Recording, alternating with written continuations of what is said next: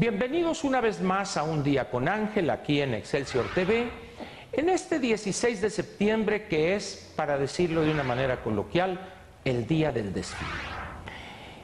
Evidentemente el desfile más vistoso, no solo por el número de integrantes de las Fuerzas Armadas que desfilan, junto con los que están, los conscriptos que están haciendo su servicio militar, sino también por el armamento, el despliegue que hacen las Fuerzas Armadas de su equipo. En algunos casos paracaidistas que caen en la Plaza de la Constitución, los que pasan en los vehículos blindados, los aviones que sobrevuelan la Plaza de la Constitución, helicópteros en la Plaza de la Constitución, etcétera, etcétera. Es pues el 16 de septiembre el Día de las Fuerzas Armadas, el día del desfile.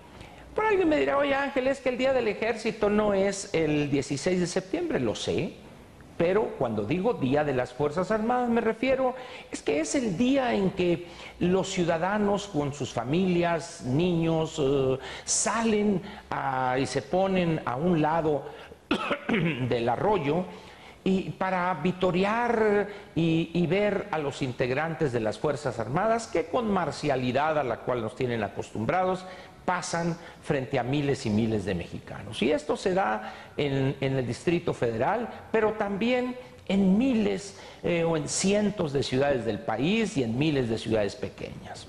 En algunos casos el desfile no es enteramente militar, sino que es el desfile de los escolares que marchan y al frente va un grupo de soldados del ejército mexicano o marinos, dependiendo de la localidad, y la gente aplaude, ven con orgullo, ven con satisfacción y alegría marchar a los soldados. El ejército mexicano ha tenido prácticamente siempre, a excepción de algunos periodos un tanto oscuros, por ejemplo, a principios de los años 60 del siglo pasado, aquel asesinato del líder campesino Rubén Jaramillo, un dirigente campesino, un dirigente agrario en el estado de Morelos, fue asesinado. Creo que fue el sexenio del presidente López Mateos cuando se comete este brutal asesinato de él y en compañía de algunos elementos de su familia. Posteriormente la participación del ejército, que bien a bien la explicación que se ha dado no ha dejado satisfechos a muchísimos mexicanos que vivimos aquella tragedia del 2 de octubre en Tlatelolco y los acontecimientos posteriores.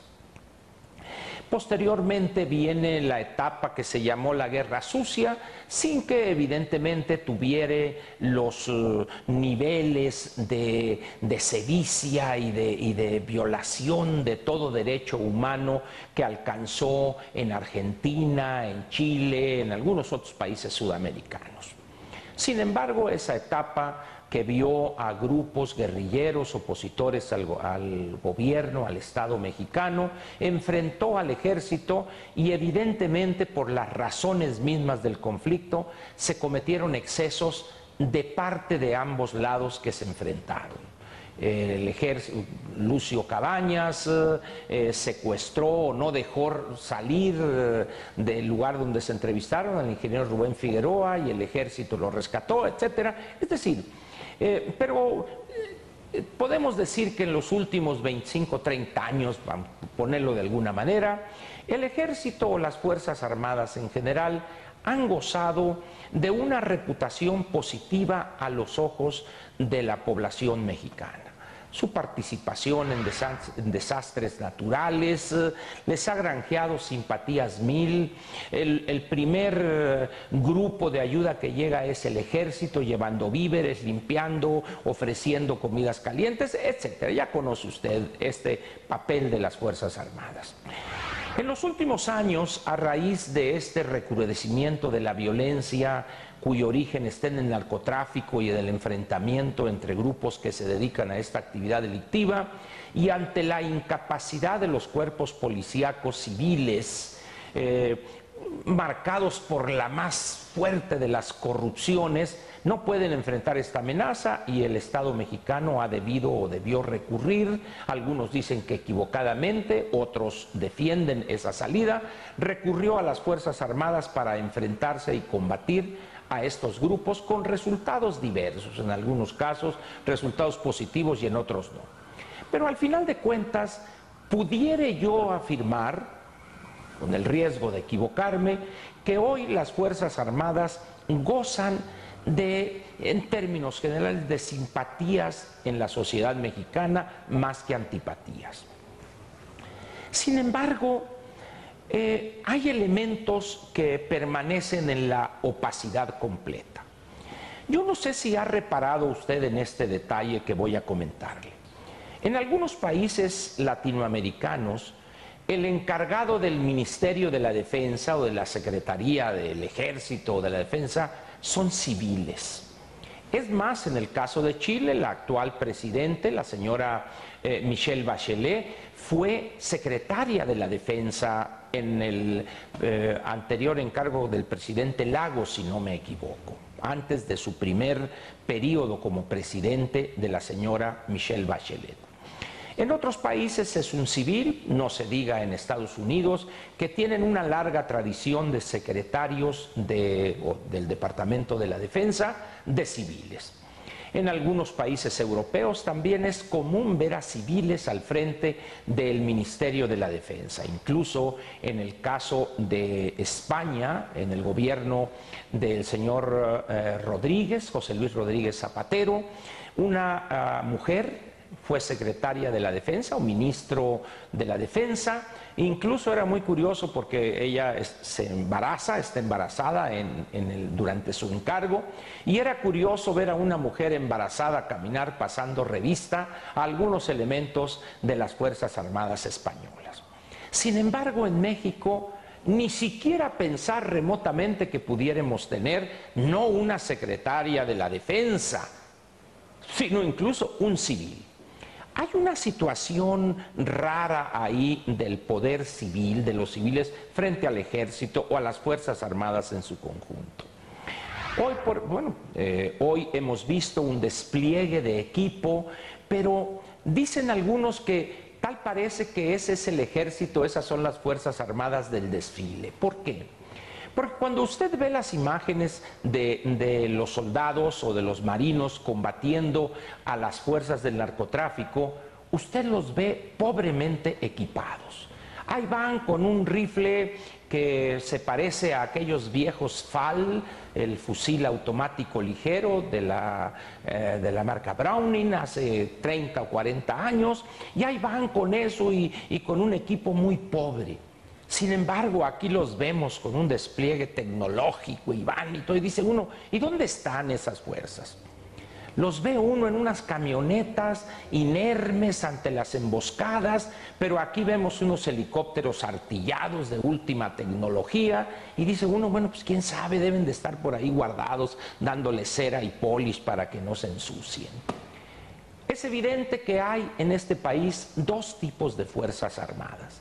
Unas muy bien equipadas, pero en un número muy reducido de efectivos, que salen en las ceremonias y cuando reciben al presidente en el colegio militar o en el colegio del aire o en la escuela naval Antón Lizardo, pero ya los humildes Juanes en el campo de batalla andan en una precariedad de equipo y armamento que preocupa.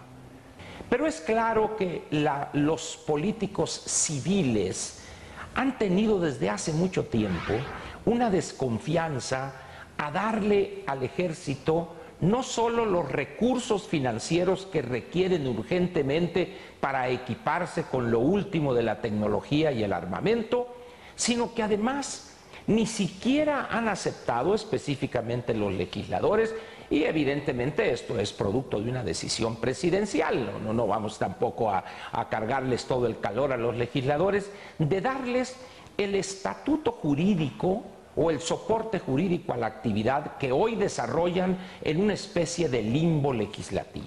No obstante las peticiones reiteradas y además respetuosas del general secretario de la Defensa en una y otra ocasión, no lo han pelado.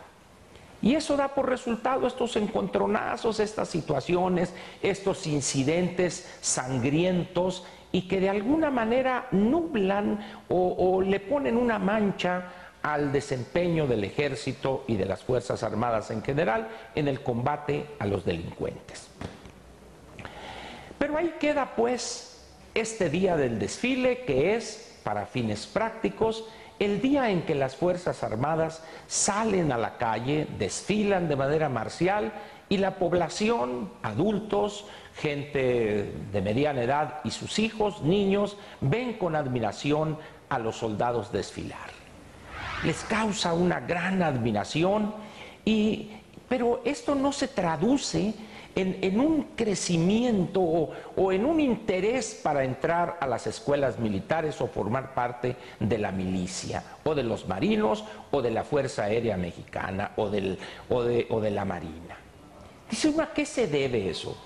Creo yo que eso es algo que deberíamos averiguar, prestarle atención, porque pues puede haber una simpatía y una admiración a las Fuerzas Armadas, pero eso no se traduce en un interés en amplios sectores de los jóvenes para seguir la carrera de las armas, como se dice coloquialmente. ¿A qué se deberá? Yo no tengo la respuesta, pero se lo dejo a usted como inquietud en este día en que seguramente usted vio todo o parte del desfile que hoy engalana a todas las ciudades del país. El desfile del 16 de septiembre para conmemorar la gesta heroica del principio de la Guerra de Independencia en 1810. Muchas gracias, buenas noches, le agradezco su atención aquí en Un Día con Ángel, en Excelsior TV, y nos vemos mañana para cerrar la semana, jueves y viernes. Ya ve usted que los pesimistas andan desatados, dirían ahí, por aquellas palabras que pronunció la semana pasada el presidente de la República, señalándonos como aquellos que nos negamos a ver esa realidad luminosa.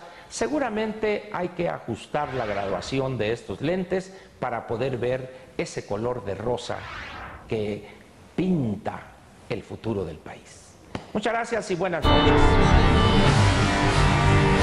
Te invitamos a seguir cuestionando la información con los siguientes videos.